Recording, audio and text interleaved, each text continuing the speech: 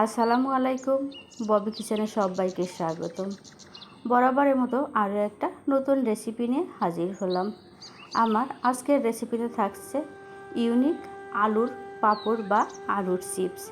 এটা খেতে কিন্তু বাচ্চারা খুবই পছন্দ করে। এটা বাচ্চাদের স্কুলের টিফিনে অথবা বিকালের নাস্তায় এই রেসিপিটা করে দিতে পারেন। আবার বাচ্চাদের জন্মদিনের পার্টিতে এটা স্ন্যাক্স হিসেবে রাখতে পারেন। তো চলুন দেখে আসি কিভাবে এই রেসিপিটা তৈরি করা যায়। তো এই রেসিপিটা তৈরি করার জন্য আমার লাগছে একটা আলু, আর আলুগুলো আমি পাতলা করে এভাবে কেটে নিয়েছি। আর এই আলুগুলো আমি ভালোভাবে ধুয়ে লবণ পানি দিয়ে আধা ঘন্টার মতো ভিজিয়ে রেখেছিলাম। তো আধা ঘন্টা পরে দেখুন আলুটা অনেকটা সফট হয়ে এসেছে, আর যে কোনোভাবে এটা ভাঁজ দেওয়া যাচ্ছে। তো আমি এখন একটা কাঠি নিয়েছি। তো আমি ছোট কাঠিগুলো নিয়েছি, আপনারা চাইলে বড় কাঠিতে এই নাস্তাগুলো তৈরি করতে পারেন। তো আলুগুলো প্রথমে আমি এরকম ভাঁজ দিয়ে নিচ্ছি, এরপরে আমি কাঠির সাথে গেঁথে নিচ্ছি। তো আমি এটা কিভাবে গেঁথে নিচ্ছি আপনারা দেখে কিন্তু অবশ্যই বুঝতে পারছেন। তো আমি এভাবে একসাথে কয়েকটা আলু ভাঁজ করে গেঁথে নেব।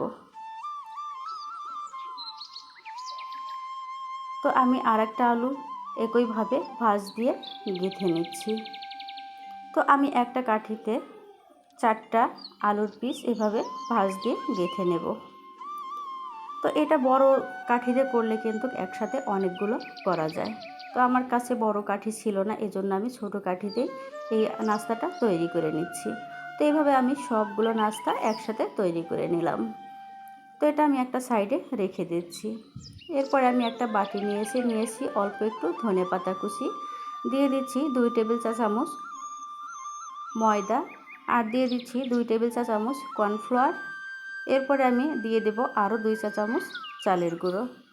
চালের গুঁড়ো এবং কর্নফ্লাওয়ার দেওয়ার কারণে কিন্তু নাস্তাটা অনেকটা ক্রিস্পি হবে, খেতে খুবই ভালো লাগবে।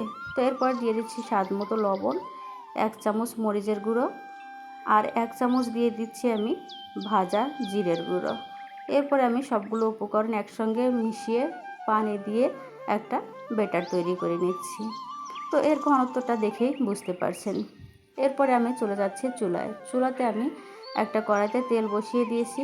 তেলটা গরম হয়ে আসলে আমি নাস্তাগুলো ঠিক এভাবে ব্যাটারে চুবিয়ে নিচ্ছি, এবং অতিরিক্ত ব্যাটারগুলো যেন ঝরে যায় এজন্য এভাবে আমি একটু ধরে রেখেছি। তো এরপরে তেলটা গরম হয়ে আসছে, আমি নাস্তাগুলো দিয়ে দিচ্ছি। তো তেলটা কিন্তু অবশ্যই গরম হতে হবে। প্রথম পর্যায়ে চুলার আঁচটা একটু বাড়িয়ে রেখেছি, এবং এরপরে আমি চুলার আঁচটা কমিয়ে নাস্তাগুলো ক্রিস্পি করে ভেজে নেব। আর নাস্তাগুলো ভাজতে অবশ্যই চুলার আঁচটা কমিয়ে দিতে হবে, নইলে নাস্তাটা ক্রিস্পি হবে না। তো নাস্তাটা আমি উল্টিয়ে পাল্টিয়ে ভালোভাবে ভেজে নিচ্ছি। তো এটা দেখতেই পাচ্ছেন এটা কতটা ক্রিস্পি হয়েছে। তো নাস্তাগুলো আমার ভাজা হয়ে গেছে, আমি এখন এগুলো উঠিয়ে নিচ্ছি।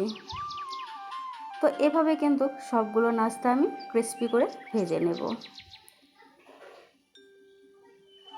তো এই নাস্তাগুলো আমি একটা বাটিতে নিয়ে নিচ্ছি। এই নাস্তাগুলো দেখতে যেমন সুন্দর হয়েছে, খেতে কিন্তু মাশাআল্লাহ খুবই টেস্টি হয়েছে। বাচ্চারা কিন্তু নাস্তাটা খুবই পছন্দ করবে। তো আমার এই রেসিপিটা যদি ভালো লেগে থাকে তাহলে অবশ্যই লাইক, কমেন্ট, শেয়ার করবেন। আর এই ভিডিওটা যদি আমার ফেসবুক পেজ থেকে দেখেন, ফেসবুক পেজটাতে ফলো দিয়ে রাখবেন। আর যদি ইউটিউব চ্যানেল থেকে দেখেন তাহলে ইউটিউব চ্যানেলটাকে সাবস্ক্রাইব করে রাখবেন পরবর্তী ভিডিওগুলো দেখার জন্য। আল্লাহ হাফেজ।